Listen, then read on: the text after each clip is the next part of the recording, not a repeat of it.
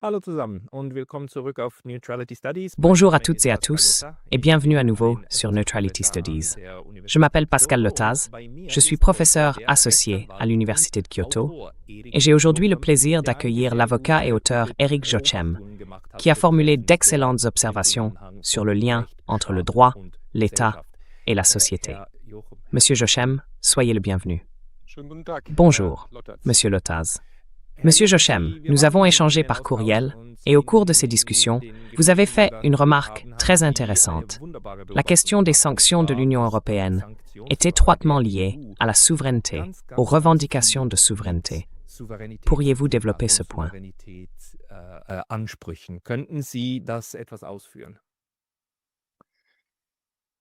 Ja, ich fange mal so an, dass Oui, uns je vais commencer ainsi. diese Ces Sanktionen sanctions, zum Beispiel par gegen exemple Jacques contre Jacques Baud, Baud, den l'auteur suisse et ancien Schweizer collaborateur de l'OTAN et Autoren de und l'ONU, ehemaligen nous ont profondément choqués. Tout NATO-Mitarbeiter und simplement parce que nous UN-Mitarbeitern n'arrivions pas à sehr comprendre schockiert comment hat. une telle chose Ja, pouvait être ganz, possible. Jacques Beau répète sans cesse weil wir das qu'il gar n'y a nicht pas eu de einordnen können. procès, Ja, wie so etwas qu'aucune möglich ist. accusation Jacques n'a Baud été hat ja nie portée wieder contre lui. es gab kein Gerichtsverfahren, er Il hat se keine retrouve Anklage, er hat soudain dans alles une rein situation offensichtlich où il ne gesagt peut und plus accéder à natürlich son nicht mehr an argent, sein Geld rankommen, où il was n'a er plus le droit de bestreiten darf. voyager. Er Selon des ist critères médiévaux, mit allen il est banni, notwendigen presque Maßstäben hors la loi, geächtet, pour ainsi dire. sozusagen. Et alors se pose la question, Fast comment vogelfrei. peut-on expliquer Und une dann telle stellt sich die chose? Frage, wie kann man so etwas überhaupt erklären? Ja? Normalerweise ist es ja so, dass wir in einem Rechtsstaat leben und Normalement, nous vivons dans un das état de staatliche droit où Gewaltmonopol, le monopole de la violence was appartient à uns l'État et est censé nous vor protéger de Gewalt la schützt, violence. feindlich. C'est Ja, sa mission, das ist sa die fonction. Aufgabe und die Funktion. Et nous avons Und tous wir müssen es l'habitude de alle vivre tun in dans einer une zivilen société Gesellschaft leben. critique. Und En es principe, ist auch nous normalerweise sommes so, dass également wir protégés contre la violence de gegen l'État, staatliche Gewalt dans le schützen cadre d'un état de droit innerhalb normal. des En ganz Allemagne, par normalen exemple, Rechtsstaats. il Ja. existe la In loi Deutschland gibt es zum fondamentale Beispiel avec les das droits Grundgesetz, fondamentaux ja, mit qui den ne peuvent pas être Grundrechten, restreints à la légère. Il die existe donc, nicht au ohne sein même de weiteres l'État, un eingeschränkt système de werden. protection Ja, das contre la heißt, ein violence de Schutzsystem l'État, innerhalb des Staates, un ein système de Schutzsystem protection auch gegen die Gewalt étatique, des pour ainsi Staates, dire. ein staatliches Schutzsystem sozusagen. Ähm, und dann Et il devient alors difficile de situer ce qui est arrivé à Jacques Beau et aussi à des journalistes allemands. Il faut probablement reconnaître que ce qui s'est passé là ne relève plus du cadre normal de l'état de droit, mais que l'État est sorti de ce cadre. C'est ce qu'on appelle l'état d'exception. Nous parlons donc, en ce qui concerne Jacques Beau et d'autres, du fait qu'ils se trouvent dans une situation d'état d'exception. C'est quelque chose que Carl Schmitt a effectivement décrit dans son livre La notion du politique, où il souligne que la tâche originelle du politique est de distinguer l'ami de l'ennemi.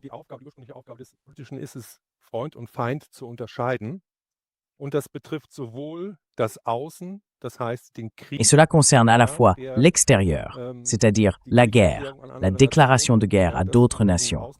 Cela provoque en quelque sorte un état d'exception à l'extérieur, mais aussi à l'intérieur. Cela existe également.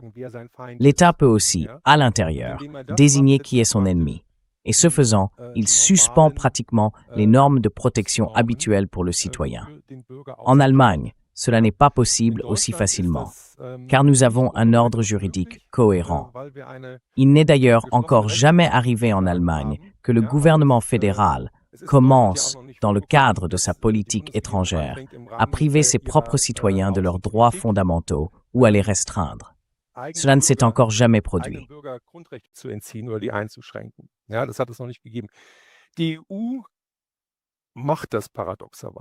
L'Union européenne agit de manière paradoxale.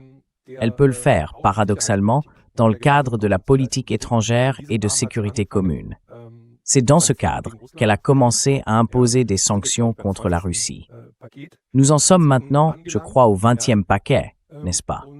Et si l'on essaie de situer cela, il faut dire qu'il s'agit d'une guerre informelle menée contre la Russie. Il n'y a pas de véritable déclaration de guerre. À part celle d'Annalena Baerbock, qui a laissé échapper une telle remarque, mais qui en réalité a très bien décrit, je crois, l'état d'esprit de l'Union européenne, laquelle se trouve psychologiquement en guerre avec la Russie.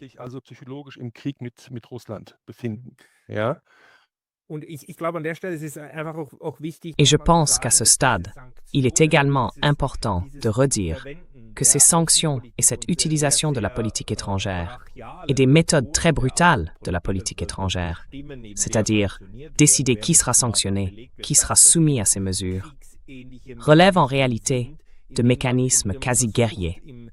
En cherchant à agir contre des agents ou des entreprises étrangères ou quoi que ce soit d'autre, à les couler, à nuire à l'ennemi, on affirme, selon la théorie de Carl Schmitt, d'accord, nous avons le pouvoir de déterminer qui est l'ennemi. Et cet instrument est ensuite tourné vers l'intérieur pour combattre l'ennemi intérieur.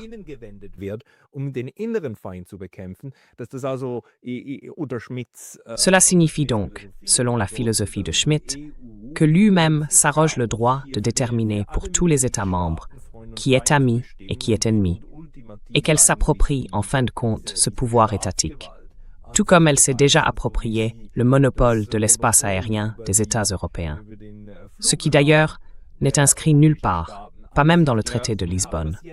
L'UML s'est simplement emparée de cela, et elle agit désormais ainsi. De la même manière, avec les sanctions, elle passe au-dessus de la tête des États membres, mais malheureusement pas contre leurs intérêts. Le gouvernement fédéral allemand a précisé qu'il n'avait en réalité aucun problème avec cette situation.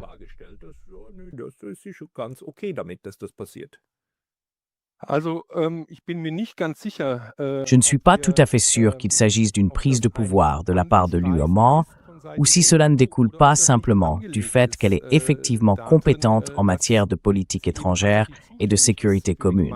Cela découle de sa propre conception d'elle-même. Mais la question est, qui peut le lui interdire? Oui, selon les traités. Ce n'est pas comme si elle n'avait pas de base juridique. Les ministres des Affaires étrangères prennent des décisions dans le cadre de cette politique étrangère et de sécurité. Et c'est très important. C'est le Conseil de l'Union européenne et non la Commission qui agit. En effet, ce sont en pratique les ministres des Affaires étrangères qui le font. Oui, mais dans le cadre de l'UPOing. Et cela est bien sûr très important pour la protection juridique des personnes sanctionnées, car il n'est pas clair si elles peuvent bénéficier d'une protection juridique.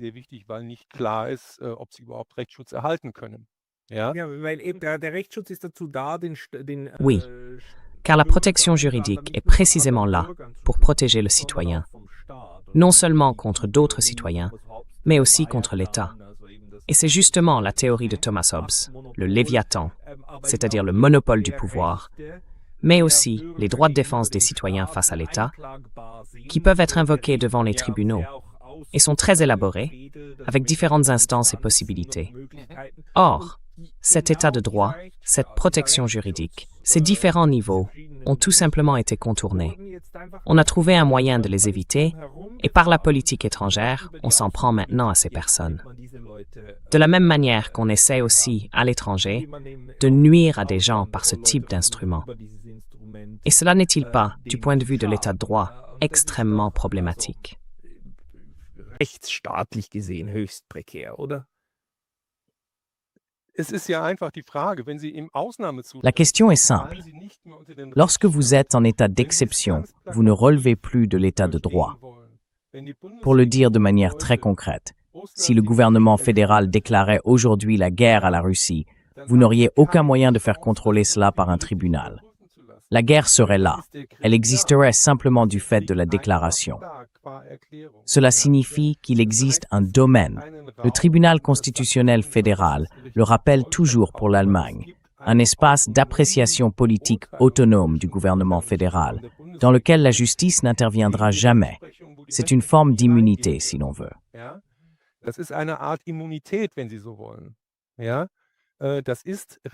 Cela ne peut pas être contrôlé juridiquement, dit la Cour constitutionnelle fédérale.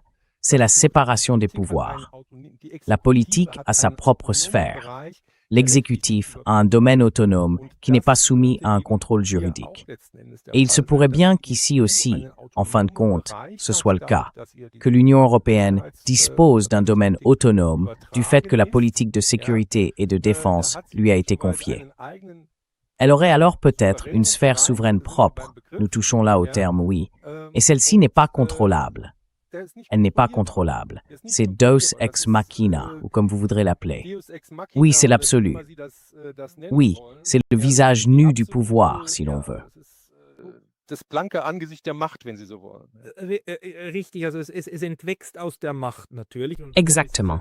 Cela découle naturellement du pouvoir, et c'est donc un processus politique. D'un autre côté, vous avez raison. Lorsqu'un État déclare la guerre est là. Point final. Mais selon la conception juridique, y compris celle du droit international, dès la seconde où la guerre est déclarée ou existe de fait, le droit de la guerre s'applique, ou comme on l'appelle aujourd'hui, le droit international humanitaire. Ce n'est donc pas qu'il n'y ait plus de cadre juridique. Il s'agit simplement d'une autre pratique du droit qui doit alors être mise en œuvre.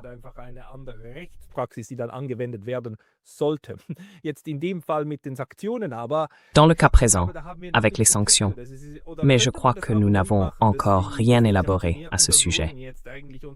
Ou pourrait-on avancer l'argument que les personnes sanctionnées devraient désormais relever du droit international humanitaire?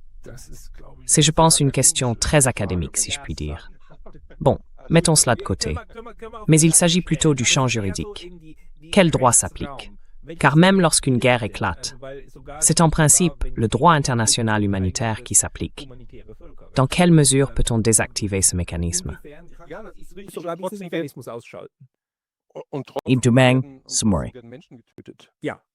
Oui, mais le droit international humanitaire n'interdit pas de tuer. Il en limite les conditions. Oui. Je veux dire, en temps normal, ils n'ont pas le droit de tuer. Oui, c'est exact. L'interdiction de tuer est donc levée. L'interdiction de tuer à l'extérieur est levée. On peut encore débattre de ce qu'il en est des civils, mais dans les guerres modernes, ils sont toujours touchés, presque automatiquement. Et cela vaut aussi à l'intérieur. À l'intérieur aussi règne l'état d'exception. Cela signifie que quiconque est convaincu ou accusé de collaborer avec l'ennemi sera soumis à la loi martiale interne, dans des conditions aggravées, et n'aura plus de protection juridique normale.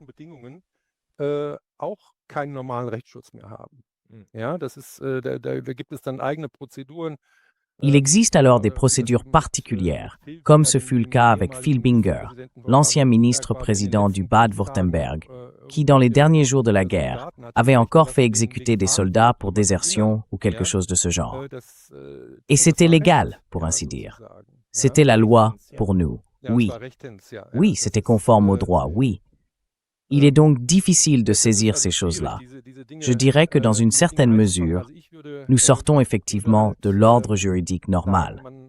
Oui, et ensuite, graduellement, on peut peut-être dire que si vous affirmez que le droit international humanitaire reste applicable, c'est le cas. Ce sont pour ainsi dire des atténuations. Oui.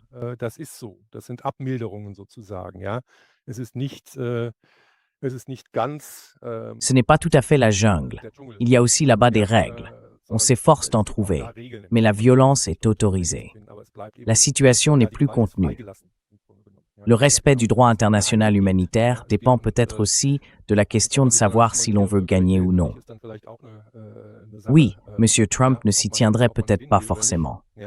Je veux dire, récemment encore, oui, M. Berger a écrit quelque chose sur les Nachdenkseiten à propos des États-Unis à Alep, sur la manière dont ils ont bombardé la ville. La population civile était là, eh bien ils y sont passés. Oui, tout cela est en réalité totalement disproportionné, mais et alors? Oui, on le fait. C'est terrible, mais...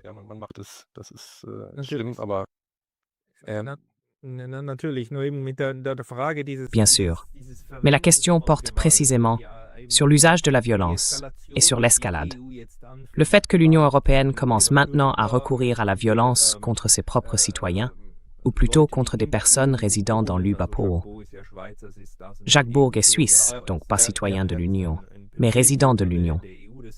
Le fait qu'elle commence à agir ainsi, qu'elle délimite ainsi l'ennemi et s'arroge ce droit, tout en ayant déjà annoncé que d'autres actions pourrait suivre. Folgen kann oder könnte. Also der Sprecher des Außenministeriums. Le porte-parole du ministère allemand des Affaires étrangères a donc annoncé que désormais, toute personne diffusant de la propagande russe devrait bien réfléchir à 2 fois à ce qu'elle fait, car d'autres mesures pourraient suivre. Il est donc question que cette mise en visibilité de l'ennemi se poursuive. Et nous avons déjà vu cela dans d'autres situations d'exception, notamment pendant la période du Covid, je crois, où l'on se demandait qui faisait encore partie de ceux qui bénéficiaient d'une protection juridique et qui, au contraire, se trouvaient simplement écrasés. Unter die Räder kommen. Natürlich. Das ist ein Mechanismus. Oui, bien sûr. C'est un mécanisme qui est à l'œuvre, avant tout à travers la moralisation. Autrement dit, par des mécanismes de type noir et blanc. La politique est moralisée afin de pouvoir exercer la violence. C'est évidemment aussi une forme d'auto-empowerment de la politique. C'était d'ailleurs pareil avec le Covid.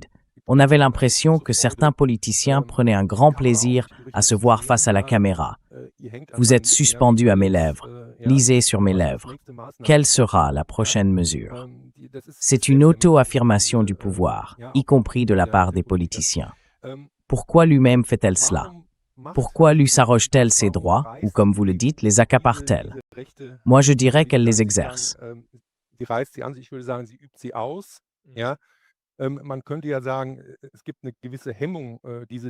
On pourrait dire qu'il existe une certaine réticence à exercer de telles mesures, parce qu'on vient justement d'un état de droit. Comment en arrive-t-on à appliquer soudainement de telles choses? Tout le monde remarque bien que c'est, d'une certaine manière, disproportionné, que cela vise en réalité seulement à nuire. L'effet recherché, à savoir que la Russie en sorte affaiblie, ou quelque chose du genre, parce que maintenant chaque mot devrait être réduit au silence. Au final, il est mis à l'écart. Pourquoi l'UPOM fait-elle cela? Et je dirais sur ce point que je vous donne raison. L'UL agit ainsi pour montrer sa souveraineté. C'est ainsi que je le formulerai. Il en va de même pour toutes les sanctions contre la Russie.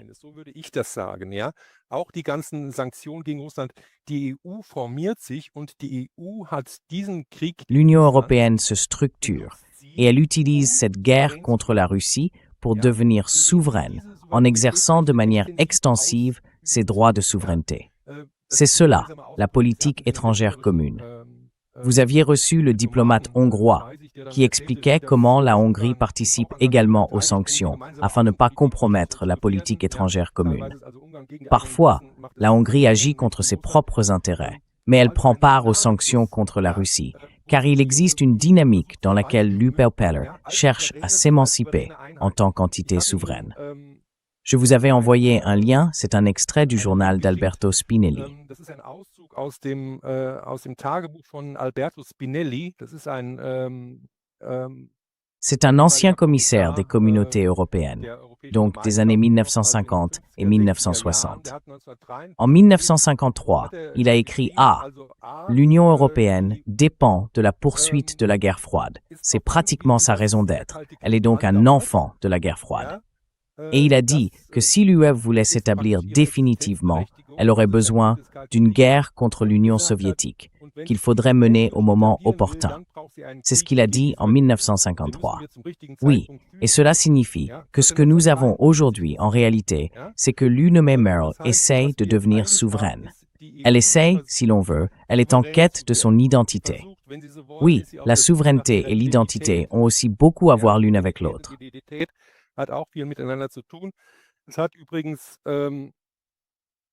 unser Freund. D'ailleurs, notre ami, si je puis dire, Joseph Borrell, l'a aussi dit dans son célèbre discours du Jardin. « It's the identity stupid », a-t-il déclaré. Et là, il s'en prenait déjà à la Russie, bien sûr. Il s'agit de la Russie. L'Europe est le paradis, le Jardin est le paradis.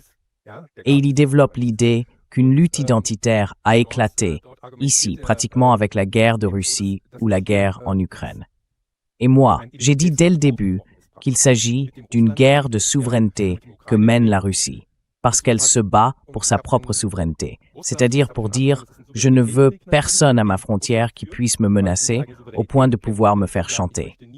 C'est cela, en fin de compte, la souveraineté. restez loin de mes frontières. Ja, das ist ja die Souveränität letzten Endes, bleibt mir weg von meinen Grenzen, ja?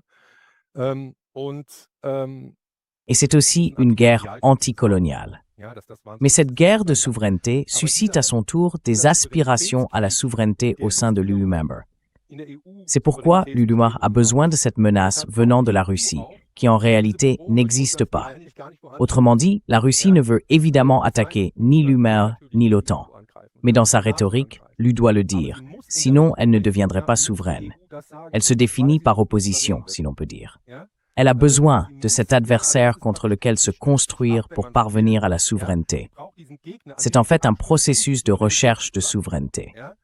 Par ailleurs, il y a aussi l'Allemagne, qui tente elle aussi de devenir souveraine. L'Allemagne n'est pas souveraine depuis 1945, nous le savons tous, avec les États-Unis présents sur son territoire. Ja, mit den USA, die in Deutschland sind.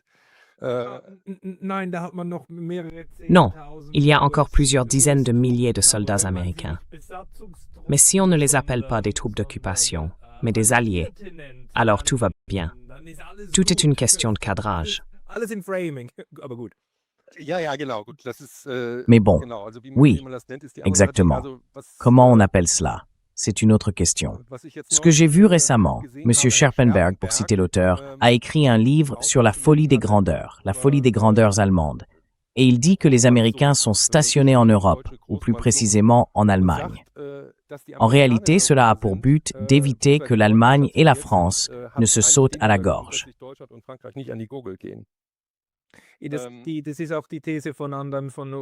C'est aussi la thèse d'Américains, comme John Mearsheimer, selon laquelle les États-Unis restent un offshore balancé, comme on dit si joliment.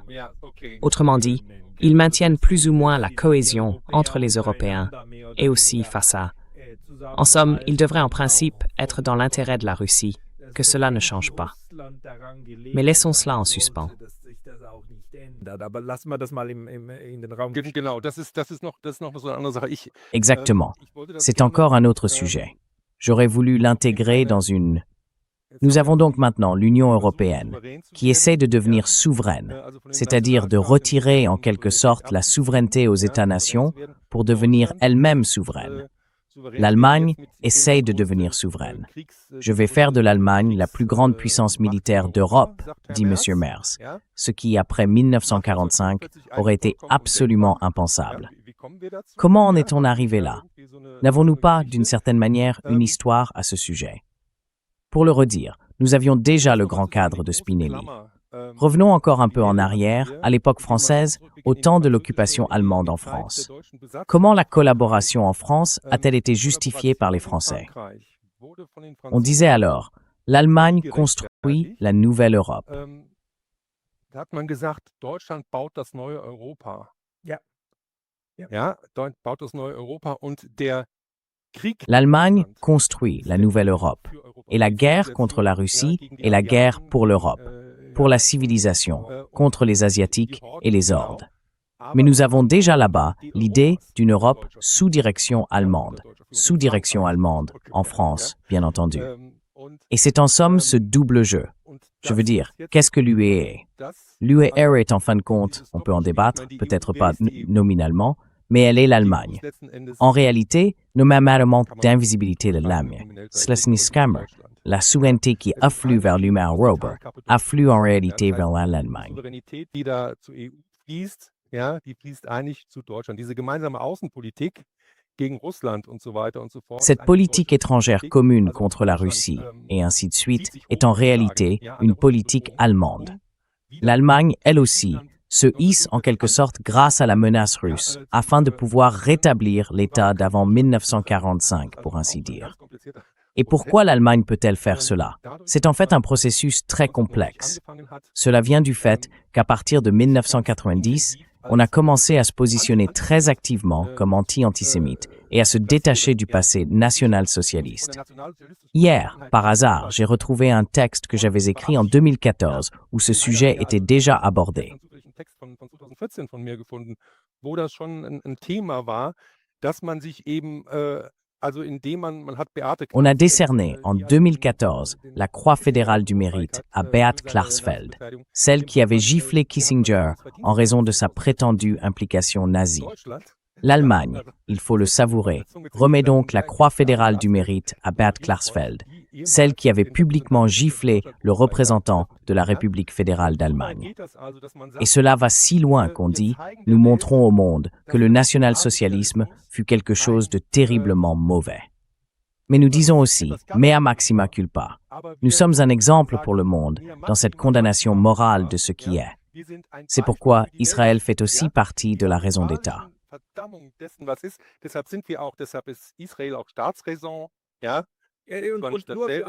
Et juste pour tous ceux qui écoutent cela dans une autre langue que l'allemand, le chancelier fédéral d'Allemagne a littéralement déclaré que l'existence d'Israël faisait partie de la raison d'État de l'Allemagne. Donc, ce n'est pas une exagération. C'est bien ce qu'il a dit. C'est ce que Mme Merkel a dit. Mme Merkel l'a dit, exactement. Et les autres le répètent encore aujourd'hui. Les autres le répètent, exactement. Jusqu'à ce point, donc nous allons maintenant trop loin dans ce maximalisme. Comment notre collègue M. Müller a-t-il appelé cela? Il a utilisé un mot très juste, cette auto-accusation. On va si loin dans la fierté de la culpabilité, dans cette fierté coupable. On va jusqu'à se rendre corresponsable d'un autre génocide pour se laver les mains du précédent. Et par ce moyen, selon vous, l'Allemagne parvient-elle maintenant à s'approprier une forme de souveraineté au sein de l'Union européenne?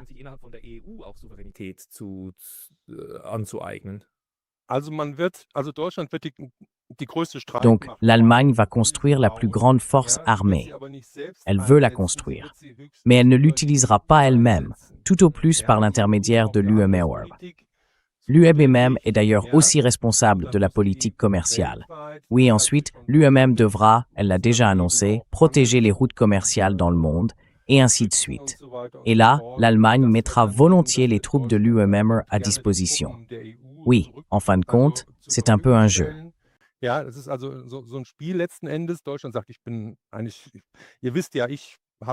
L'Allemagne dit, en fait, vous savez, je me suis détaché du national-socialisme et je n'ai pas d'intérêt propre. C'est seulement l'UE qui agit dans le cadre de sa mission de paix. Elle, pour ainsi dire, en a le droit. C'est une sorte de jeu indirect, en fin de compte. C'est cette continuité de la Seconde Guerre mondiale. En France, il y avait déjà cette justification. Nous faisons l'Europe, ils font l'Europe. Et l'agression allemande n'est en somme qu'au nom de l'Europe. Et cette croix est si importante pour l'Allemagne.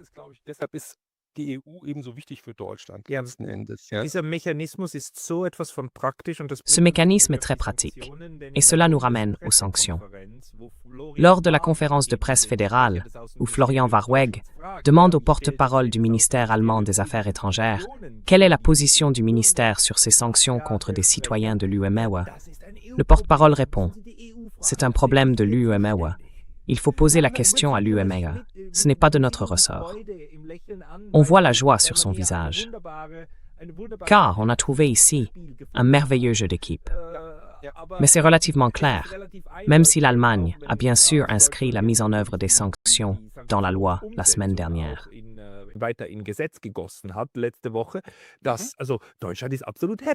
L'Allemagne est donc tout à fait satisfaite que cela vienne de l'UEMOA, ou plutôt, elle y participe elle-même activement. Et ici, on peut désigner l'ennemi, c'est-à-dire identifier l'ennemi intérieur et le pointer du doigt. Et nous savons aussi que pour la France, Nathalie Jamp a été choisie par les Français pour figurer sur la liste. Quant à celui qu'un de Gros a choisi, c'était probablement encore l'Allemagne. Mais ce sont toujours les États ennemis qui font passer ces actes de secte par le filtre du ressort.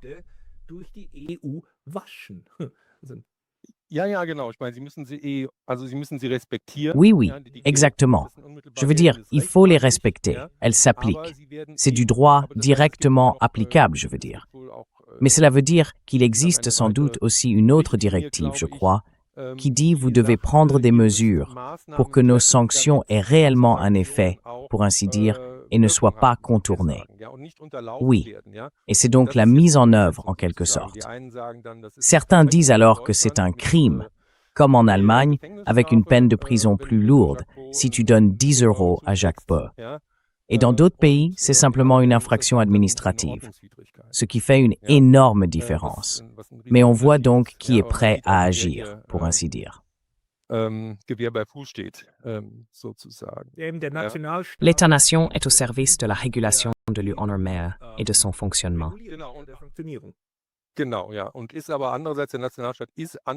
Exactement, oui. Et d'un autre côté, l'État-nation, c'est aussi l'Union européenne, le souverain. Le souverain, c'est l'Union européenne, mais elle est dirigée. Et nous voyons, si l'on regarde la Hongrie, le Hongrois participe à la politique étrangère commune de l'UNMR et met ses propres intérêts de côté, parce que c'est un projet commun. Imaginez que l'Allemagne ait dit « vas-y ». Cela viendrait de l'Allemagne, directement de l'Allemagne à la Hongrie. S'il te plaît, coupe tes importations de gaz avec la Russie, ou quoi que ce soit d'autre dont il s'agissait. La Hongrie aurait répondu « tu es l'Allemagne, je suis la Hongrie, qu'as-tu à me dire ?»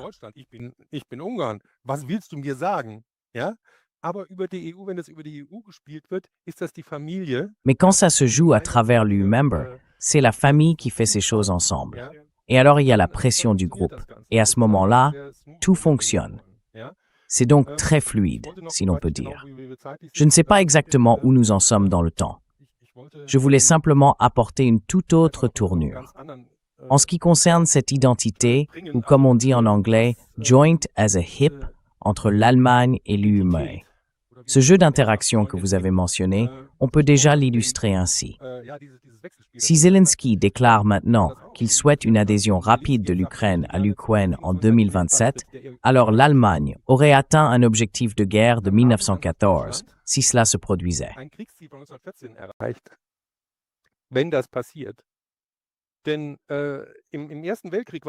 En effet, pendant la Première Guerre mondiale, il était déjà prévu que l'Ukraine appartienne à l'Allemagne. C'était un objectif de guerre. L'Ukraine a ensuite été détachée lors du traité de Brest-Litovsk, conclu entre l'Allemagne et la Russie. Elle s'est donc déjà séparée une première fois. Puis, si l'on y regarde de plus près, Fritz Fischer, un historien allemand, qualifie l'Ukraine durant cette période de transition d'État vassal de l'Allemagne. Ensuite, l'Ukraine s'éloigne de nouveau avec l'arrivée de l'Union soviétique. Puis, Hitler revient et l'Ukraine doit à nouveau, pour ainsi dire, revenir dans la sphère d'influence allemande. Ainsi, l'objectif de la politique étrangère allemande a toujours été, d'une manière ou d'une autre, d'intégrer l'Ukraine.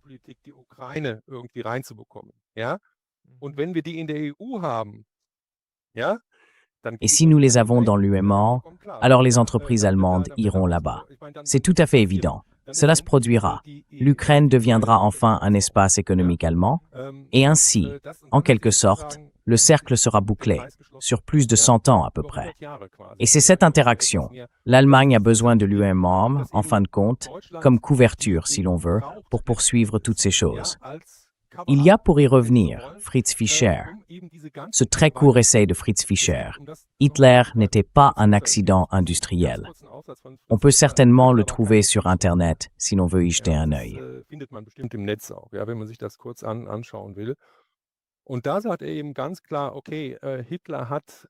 Et là, il a dit très clairement, d'accord, Hitler, en particulier l'idéologie raciale, ou plutôt les excès de cette idéologie, avec l'extermination des Juifs, etc. Là, il fait figure d'exception, peut-être. Mais pour tout le reste, il n'est pas une exception. Il s'inscrit dans la continuité de la politique allemande. Hitler lui-même dit, en discutant des conditions de 1914, « Les Allemands se sont toujours trompés, ils voulaient des colonies d'outre-mer, mais notre véritable colonie, c'est la Russie. » C'est donc cela le concept. La colonie allemande se trouve à l'Est. Oui, et cela va jusqu'au pétrole du Caucase. On espérait alors pouvoir y percer pour poursuivre la guerre.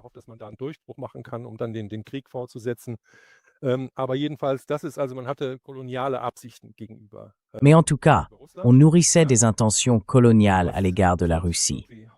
C'est pourquoi la Russie a encore aujourd'hui l'impression qu'il existe une certaine continuité, si l'on regarde toutes les discussions sur le partage et la division, etc.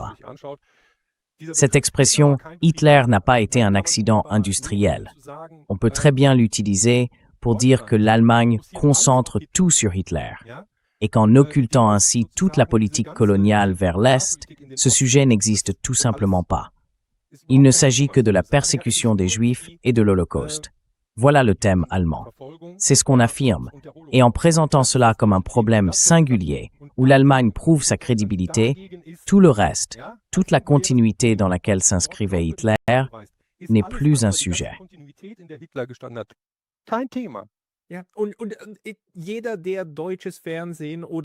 Et toute personne qui regarde la télévision allemande ou germanophone en Suisse peut remarquer comment la Seconde Guerre mondiale y est présentée.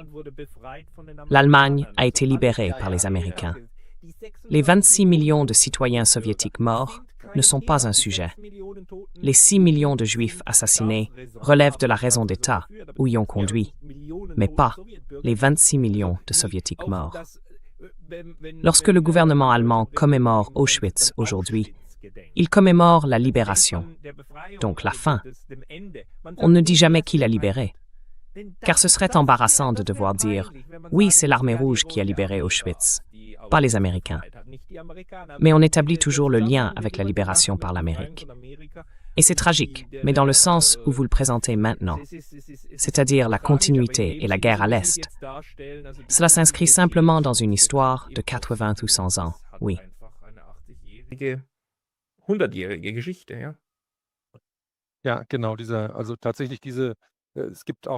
Oui, exactement. Il existe aussi un livre plus récent. Le nom de l'auteur m'échappe à l'instant, mais il traite de la guerre d'anéantissement. En Allemagne, on parle d'ailleurs officiellement d'un terme historique, la guerre d'anéantissement contre la Russie. Ce n'est donc pas une guerre normale, c'est une guerre d'anéantissement. L'objectif était de tuer 30 millions de Russes. C'était le but, afin de créer de l'espace, c'est-à-dire d'éliminer les mangeurs. C'était en quelque sorte le plan à l'Est. Et c'est même allé jusqu'à ceci. Si l'on considère que l'Ouest était pacifié, la France occupée, on s'est alors tourné contre la Russie, et on y est devenu d'une brutalité extrême envers les soi-disant sous-hommes, y compris les sous-hommes juifs, au point que cette logique a pratiquement été réimportée et appliquée ensuite à l'Ouest.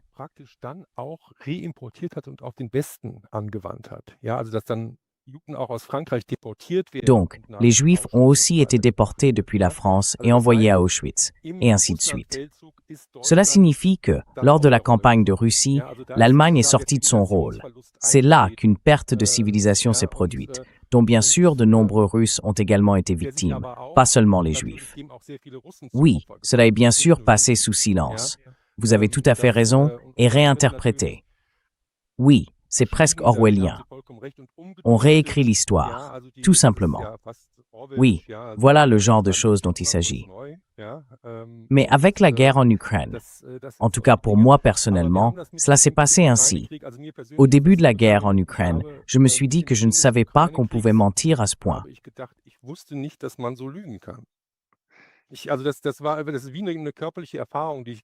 C'est comme une expérience physique que j'ai vécue. Et j'ai dit, je ne savais pas qu'on pouvait mentir à ce point en politique. Que tout le contexte préalable, et ainsi de suite, ne soit pas raconté, alors qu'on pouvait tout savoir. On pouvait d'ailleurs l'apprendre de Jacques Baud, comment ce conflit a réellement commencé. De ce point de vue, cette falsification de l'histoire, les Américains comme grands libérateurs et rien d'autre, est une pièce du puzzle dans toute la vague de propagande qui nous a submergés. Ce qui est intéressant aussi, et ça soutient ma thèse, c'est ce qu'on appelle le tournant historique de Scholz. Je veux dire, il a sorti ça du tiroir du jour au lendemain.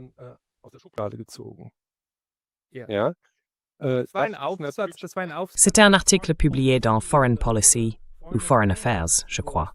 D'accord. Si je me souviens bien, oui. Oui, exactement. Et cette affaire, elle traînait déjà depuis longtemps dans un tiroir. Ce n'était pas une inspiration soudaine. L'Allemagne trépignait déjà d'impatience en 2014, 2015, en disant « Il faut qu'on sorte de cette ligne de touche, qu'on entre sur le terrain. Donc ça m'a toujours étonné. Du jour au lendemain, quelle idée géniale. Le terme, bien sûr, dramatise les choses. Mais au fond, il y a derrière tout cela un plan à plus long terme. Si l'on inclut M. Müller, qui dit qu'après 1990 a commencé ce qu'il appelle la fierté de la culpabilité, c'est-à-dire qu'on se crée en quelque sorte un alibi, tout concentré sur Hitler, et dire que nous regrettons profondément, et qu'à part cela, nous n'avons aucun intérêt. Lula Mumber est pacifique, et ainsi de suite, et nous n'avons plus aucun intérêt. Mais en réalité, on continue à faire ce que l'Allemagne a toujours fait.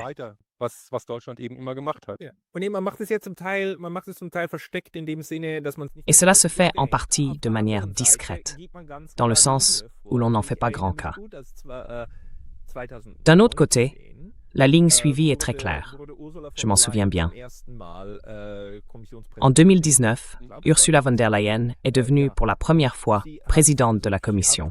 Je crois que c'était en 2019. Et en tant qu'ancienne ministre, puisqu'elle avait été ministre de la Défense sous Angela Merkel, elle a ensuite, en tant que présidente de la Commission, fièrement annoncé qu'il s'agirait de la première commission géopolitique. La commission géopolitique, c'était son projet. Elle disait donc, oui, nous allons désormais développer l'Union européenne sur le plan géopolitique, et pas seulement économique. Et ils l'ont fait, jusqu'à un certain point. Et en tant qu'ancienne ministre de la Défense, aller aussi loin, les liens et les intentions sont relativement clairs. Oui, ça plaide bien sûr très clairement en ce sens. Et ce qui est beau, c'est la naïveté des autres Européens. Il faut bien dire que j'ai, pour ainsi dire, laissé les propos de ce monsieur résonner en moi, que l'Allemagne est tout simplement purifiée. Oui, exactement. Eh bien, 2 fois, une troisième, non. Oui, exactement. Jamais 203. Jamais 203, exactement. Donc je veux dire, c'est bien sûr ce que voulait dire ce « Allemagne ». J'aime tellement l'Allemagne que j'aimerais en voir 2. C'était en français, je crois que c'était Pierre Mourat ou quelque chose comme ça qui l'a dit. Donc, après la guerre, exactement. Et pour peut-être encore le dire dans le temps qu'il nous reste, la question c'était qu'on disait « D'accord, l'Allemagne est réunifiée. Nous savons que, oui, cela pourrait poser des difficultés. » On avait un petit sentiment d'inquiétude. Thatcher et Mitterrand avaient ce sentiment d'inquiétude.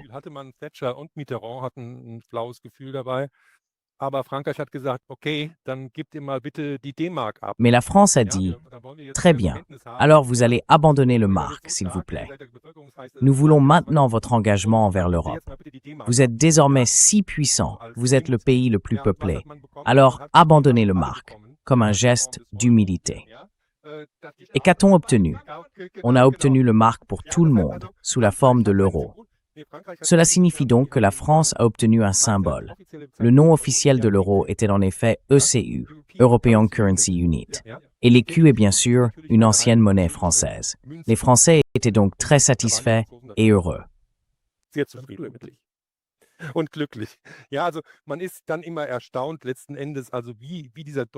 On est toujours étonné, au fond, de voir comment cette percée allemande fonctionne. Et oui, il faut voir ce qui en sortira au final. Donc à la fin, l'Allemagne fera ses comptes quand l'Ukraine entrera. Et je reviens à cet article de Borrell. Il a prononcé ce discours à l'École européenne de diplomatie de Bruges. Ils ont créé cette institution, Mogherini en est la directrice, et on y forme des Ukrainiens comme diplomates européens. C'est ce qu'on apprend dans cet article. Et tout devient clair. L'UNMO a déjà intégré l'Ukraine dans ses calculs. L'Ukraine va rejoindre l'Union et l'UABM allemande sera donc voisine de la Russie. Ce sera la conclusion de l'histoire.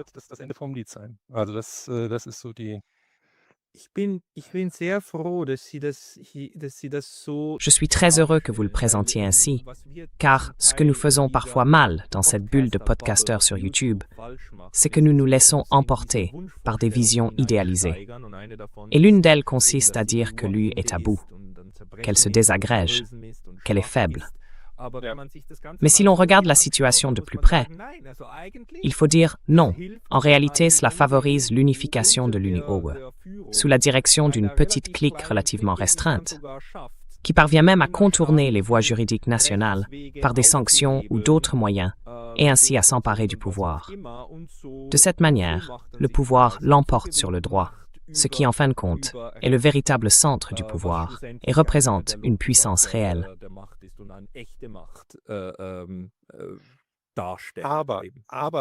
Mais M. Lotaz a encore un peu d'eau dans son vin. Le droit est fondé sur la violence. Le droit est fondé sur la violence, oui. Mais la limitation et la compartimentation de la violence, et cela, on peut désormais en suivre une bonne partie, voilà ce qui est en train de s'effriter sous nos yeux. Ou plutôt, il demeure, l'état de droit demeure. Le porte-parole du ministère des Affaires étrangères en Allemagne le dit aussi. Les voies légales restent ouvertes. Autrement dit, on garde la feuille de vigne.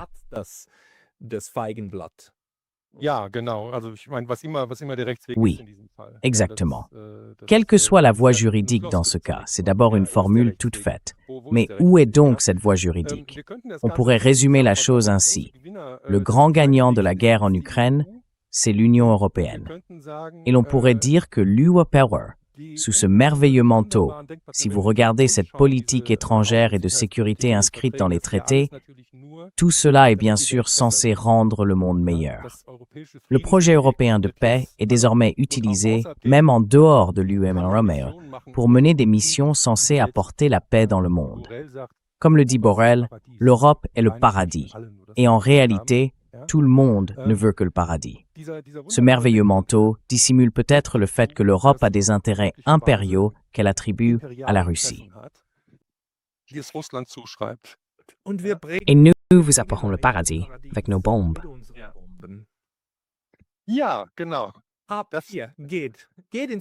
Oui, exactement. Allez donc au paradis. Oui, tout à fait.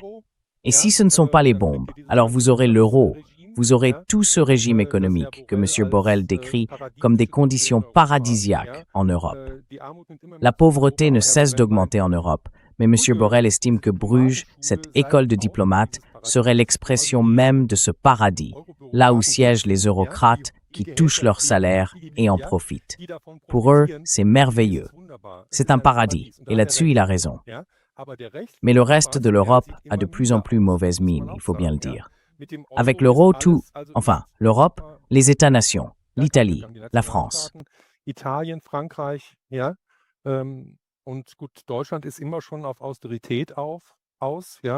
L'Allemagne a toujours été portée sur l'austérité car se serrer la ceinture est sa discipline nationale. C'est en fait toute l'histoire. Oui, et voyons si ce conflit final prendra un jour fin. Mais l'Union européenne s'est transformée en une entité pseudo-souveraine, avec une petite réserve de ma part. Ce n'est pas, au fond, un véritable État. Donc, tout cela n'est-il pas finalement instable, une construction fragile? Que se passera-t-il lorsque von der Leyen ne sera plus là? Ce n'est donc pas réglé, en fin de compte.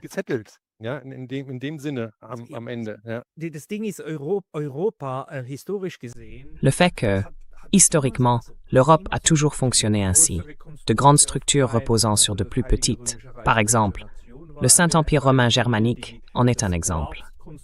La construction papale autour de l'Italie, les États pontificaux, en seraient un autre. Donc on a plusieurs exemples où des structures se forment par le haut, tentent ensuite d'exercer leur souveraineté, et c'est toujours une lutte. En réalité, nous ne faisons que vivre la dernière version de ce processus. La question est de savoir si cela évoluera vers une interprétation vraiment draconienne ou vers une forme d'équilibre, de négociation, etc. Malheureusement, pour l'instant, cela va dans la mauvaise direction. Mais Monsieur Jochem, un grand merci. Ce furent des réflexions magnifiques que j'accueille avec beaucoup de gratitude. Pour les personnes qui souhaiteraient lire davantage de vos travaux, où devraient-elles se rendre?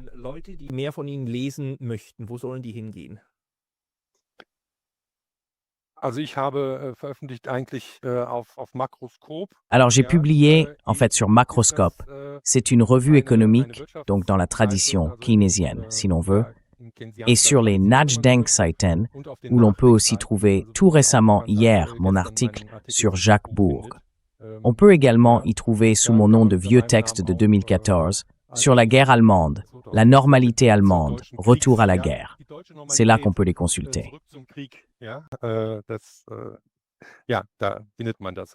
Je vais essayer d'ajouter les liens ci-dessus dans la description de la vidéo. Maître Eric Jochem, merci beaucoup pour votre temps. Merci beaucoup, Monsieur Lotaz. À la prochaine, peut-être. Prenez soin de vous.